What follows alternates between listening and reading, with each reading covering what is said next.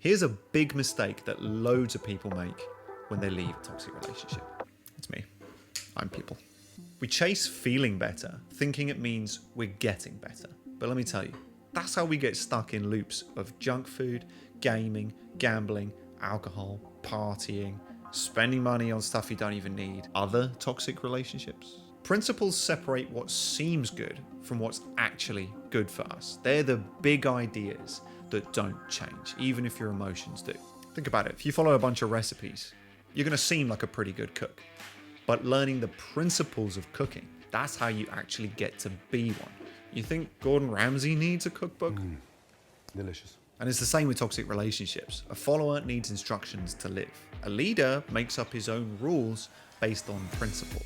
After 3 years of being in a toxic relationship and nearly a decade now recovering from my own CPTSD, learning to be the leader of your own life could be the difference between coping forever and actually recovering. So here are 6 big ideas I picked up on the way that changed everything for me, that I believe if you integrate these into your life this week, they will change the way you think about healing forever.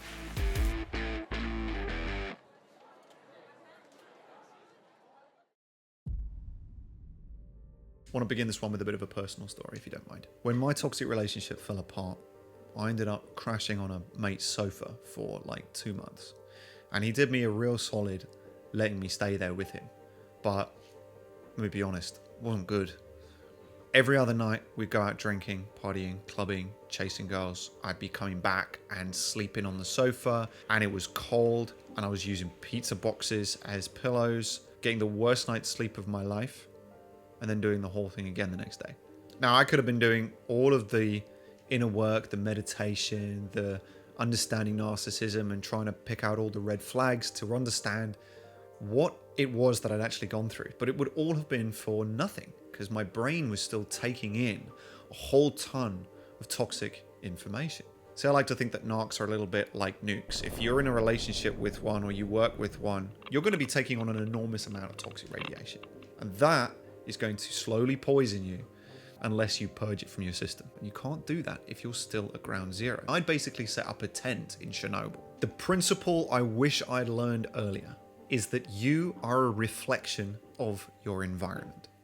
And what this means is that your physical, emotional, and mental state is directly linked to the information that you expose your brain to. And it's more than just physical location as well. It's what you put into your body, what food you're eating, what water you're drinking, the air that you're breathing, the information that you're scrolling through on social media. It's what sort of people you're hanging around with. It is anything that you see, hear, touch, taste, smell, sense. And it's actually really straightforward when you think about it. The more toxic your environment, the worse you're going to feel. And so the cleaner your environment, the better you're going to feel. Think about it. Who has more peace?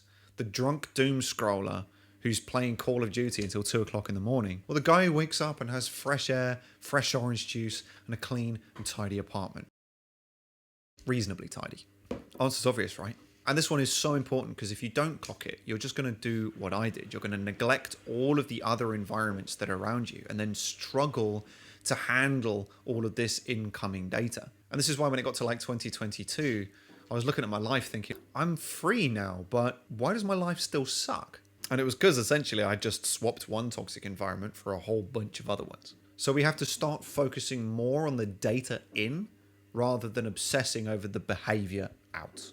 And one of the highest return on investment activities I did based on this principle was just to tidy my room. Because the bedroom has got to be that one environment that you feel the most safe, the most secure, because you've got to go to sleep there. You've got to put yourself into an exceptionally vulnerable position for at least 8 hours every night. All those coins and receipts that used to be scattered all over the floor and dirty clothes or whatever, I picked all of those up, tidied them away. Bed sheets were clean, window was open. I styled it a little bit as well. Once your bedroom is tidy, safe, and secure, you'll start to immediately notice that difference that it's going to have when you're in a state. Then you can branch out and start working on other rooms in the house and other environments. You can then branch out to your friend circle, your activities, your food, your exercise, your water, everything. Now, this next key idea I picked up from the book The Body Keeps Score. What happens in the mind is recorded in the body. This was essentially the key idea throughout the entire book, that your body reacts to mental damage without you even realizing. And this is important because your mind and your body are essentially two sides of the same coin. Think about stress for a second. If you've ever had something jump out at you, your body's already moving before your brain is even caught up to what it is that scared you. The point is to get your body to somewhere safe where the rest of your brain can catch up and then go, okay, I was all right. I'm safe now. That was a close one. Now, if you never leave that moment, you're in that environment for years, sometimes decades, then you're never giving your body an opportunity to purge yourself from those stress hormones. You end up pickling in them. And the result of that is a huge amount of the problems that us guys who've been through a toxic relationship end up suffering from without realizing that they're connected to the mental trauma that we suffered. And worst of all, we actually end up getting used to that feeling that we're in danger. That feels like normal for us. So when you come out of the relationship, you're suffering from these sleep problems, digestive problems. I had IBS, I had acid reflux for years. Muscle pains are pretty common as well, flashbacks. When your body's in fight or flight mode, it's never in safe mode. You're never giving your body an opportunity to rid itself from the chemical, hormonal toxins. And so you just accumulate stress day on day, week on week, month on month, year on year. And the end result is a bunch of hidden health conditions that unless you address them, they're just going to get worse and worse. Because when it comes to trauma, it's not just in your head, it's in your nervous system. And so when this clicked for me, it opened up a whole bunch of ways that I could treat myself using a more body first approach rather than just intellectualizing and understanding and going from the mind. I now really truly believe that there needs to be some kind of physical component to recovering from narcissistic abuse. And three of my favorite ones have been, a few of my favorites that have worked really, really well for me are high impact training, really good for just getting rid of a lot of the pent up tension. Contrast therapy, I've been doing saunas for a couple of years. It really helps train the heart to respond to the constant daily changes in stress and relaxation. I think the quicker that your heart can respond to those changes, the more flexible and adaptable you're going to be to the highs and lows of daily life, and you're not going to get caught up in one or other of those two modes. And the last is anything rhythmic. I honestly think the music saved my life. If you're playing music, especially when you're playing with other people, those are the times that I feel most connected and most safe and most secure. If you don't play an instrument, now might be the time for you to pick one of them up. Picture this. You're on a road trip with your mates. You'll bundle into the car, you stick on the tunes, and you're going down the motorway. All of a sudden, dashboard lights up with a bunch of lights you've never seen before. Now, if you knew what they meant, you'd pull over. But if you don't know what they mean, you keep driving until the car's engine burns out and you've pulled over the side of the road and you've been landed with thousands of pounds worth of damage. Emotions are just like those lights on the dashboard. They're indicators as to what is going on under the hood. If you don't know how to interpret what your feelings are trying to tell you, you can't take the right action. Number 3, you feel your feelings or you act them out. And the reason this one is so important is because of what's happening in the neurology. When you go through trauma, you spend a huge amount of time in a highly stressful environment. Your emotional brain goes into overdrive, but your rational brain shuts down. And so you're feeling everything, but you can't understand or put words to or describe any of it. Essentially what this means is, if you can't interpret your emotions, you will self-sabotage and burn out. And what this is going to look like in your life is going to be the 4 ways that we typically respond to stress. That's people pleasing, punishing other people, procrastination, or perfectionism. Guilty as charged. I must have recorded this one about 4 times now trying to get it right. The amount of time I wonder, oh God, that sounds so stupid. Oh, we can do this whole... The penny drop moment for me was actually just realizing that this whole thing wasn't actually an emotional problem. It was a descriptive one. So when I feel like everything's perfect, or I feel like I have to put other people before me, it's not because I've got a whole bunch of faulty emotions that are coming up. It's a problem with what my feelings are trying to tell me. The whole dashboard is lit up, but I have no idea what any of those symbols mean. So about a year ago, a friend shared with me an emotional wheel that comes from the Junto Institute. You can go and download one of these charts that helps you actually start to pinpoint and describe the specific emotions And from there, you'll be able to take so much better actions and learn what it is your feelings are trying to tell you. If you don't control your feelings are going to control you. Number 4, with great power comes great responsibility. Okay, now I'm not actually just going to throw you a quote from Spider-Man and be like, there you go, there's some wisdom. No, that's actually only half the quote. I'm going to tell you the rest in a sec. But before we get to the meat, we have to go through the starter. Now, I've been working in giant corporations since I was 21. And let me tell you, the guys at the top, they don't really do a huge amount of the actual grunt work. They don't do Excel. They're not coming into the Teams meetings. But they do bear an enormous amount of responsibility.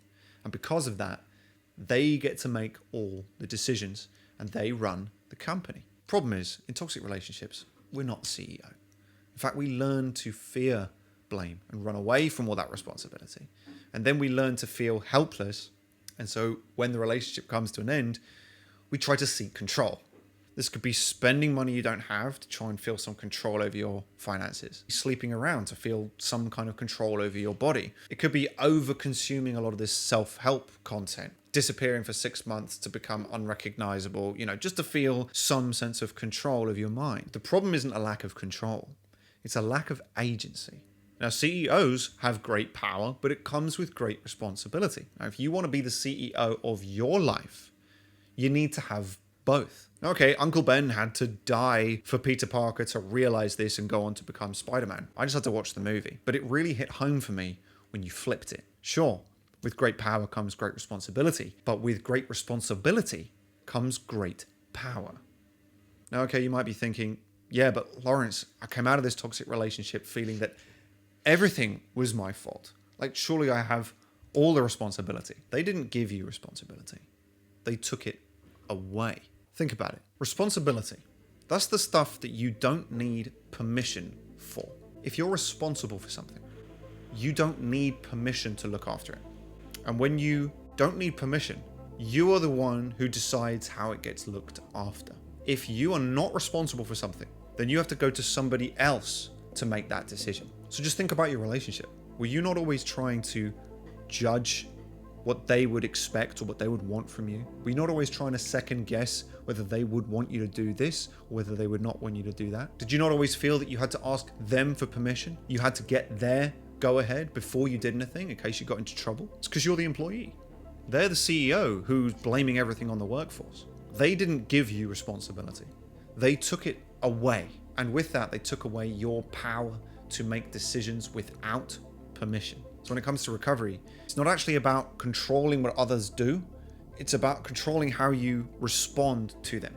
When you start taking responsibility over all of the little things in your life that you don't need permission for, then that sense of being in control and having that power to make decisions starts to come back. So if I had to do it all over again, I would start with the body. It's the one thing that we can all agree on. You don't need permission to decide what you wear, what you put into your body, what you put on your skin. Those decisions are all yours to make. And so you can start with that and grow to become more comfortable with choosing what you wear in the morning, choosing exactly what it is you're going to have for breakfast without thinking, what would they want me to have? What would they want me to wear? The choice is not theirs, it's yours. So I had this friend who went through this 7-year toxic relationship at work. She was learning all of these red flags and learning all the psychoanalytic theory and learning all of the terms and words for things until her therapist turned to her and says, how much do you need to know before you can finally start to live your life now? Now, if you think about it, you might know all of these things about psychoanalytic theory and all of the things that narcissists do and don't do and how they think and what they're going to, etc., etc. But how peaceful is your life right now? How purposeful is it? How content are you?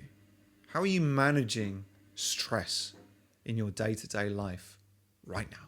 Now, I don't think this is something that we ever really truly cure, because I don't think there's any perfect standard that we're ever going to reach. And if there is, I certainly haven't reached it myself yet. But let's face it, we all came out of the toxic relationship and then binge learned about narcissism. But all of that knowledge by itself is not enough to address all of the physical, emotional, and mental damage that was done whilst we were in the relationship. And that's because knowing is not the same as healing.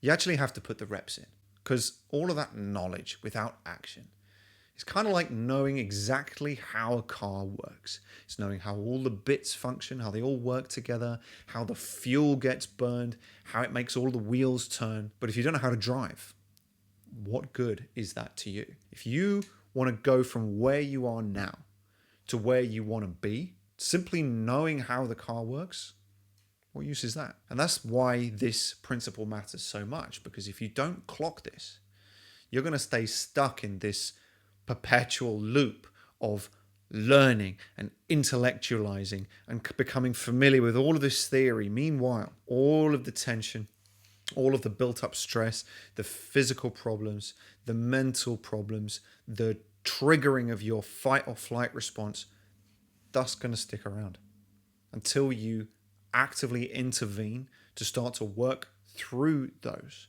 And I wish I'd learned this so much sooner, because you don't actually have to learn all about narcissism in order to cure yourself from narcissistic abuse. All you really need to learn is enough about narcissism to understand the effect that they have had on you and your mind. And for me, one of those bad habits that just took off after my relationship fell apart was nail biting. And it's still not something I've fully cracked. And for me, it got to this stage where it was less about learning all of the reasons why I bite my nails and why I do this, because learning that didn't actually make it any easier to stop. And instead to focus on who it was that I wanted to become.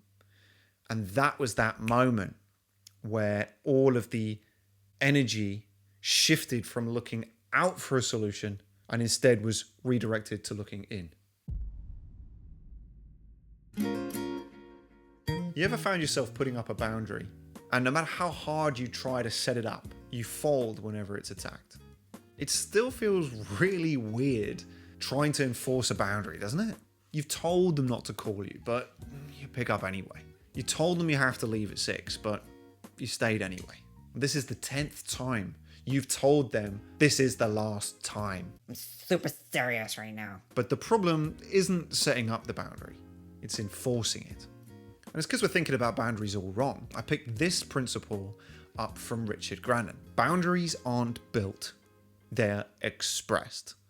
If setting up a boundary feels forced to you, it's probably because you're trying to protect something that you don't feel you deserve yet. And most people think of boundaries as these walls that you have to put up and then shout whenever somebody comes close to them. But they're not walls. They're natural protective barriers that come out around things that we value. And it's important that we look at it this way, because otherwise you're going to continue trying to protect things that you just don't give a shit about, and your boundaries are going to keep coming down whenever anyone tries to break them. And this is because narcissists, they don't break your boundaries. They break down your self-worth. We either think of self-worth kind of like the power supply to your boundaries. If you take the power away, no self-worth, no protection. No power, no boundaries. Let me give you a real life example. So I have a 7-year-old son. And I love him to pieces. Now, if anyone ever threatened him, I would have to intervene. I would simply protect him. I have no choice in the matter. If he comes under threat, I am protecting him. That's a boundary. Now, if it wasn't my son and it was a paper cup, would you put your life on the line to protect a paper cup? Probably not, because it's worthless. It doesn't mean anything. It's no value to it. So that's why it feels so weird when you're trying to assert a boundary and put a protective barrier in place for something that you really just don't give a shit about. And so when narcissists wear down your self-worth, you look at yourself and you go, I'm just as valuable as that paper cup. It's the same way anything has value. When you go into a shop and there's a t-shirt there for $12.99, who's decided that? That price, that is the value that the seller is willing to part with the shirt. And it's also the price that the buyer is willing to pay for it. Now, in this case, we're not talking about a t-shirt, we're talking about you. You're the seller. You're the one who gets to determine the value that you're going to give away your time for, that you're going to give away your physical presence for, that you're going to give away your emotions, your intellectual property.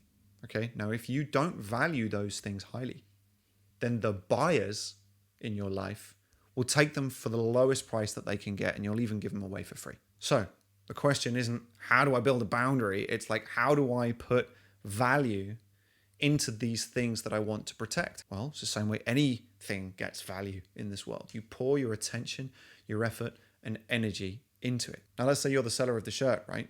If you could just mass produce thousands of shirts at minimal effort, and you put no effort, no attention, and no energy into it, that's a cheap shirt. You sell it for 20 cents. But if you spent a week and all of your effort and all of your energy and all of your attention into building this wonderful shirt, are you going to sell it for 20 cents? Of course not. And it's because the value comes from you, comes from your effort, comes from your attention.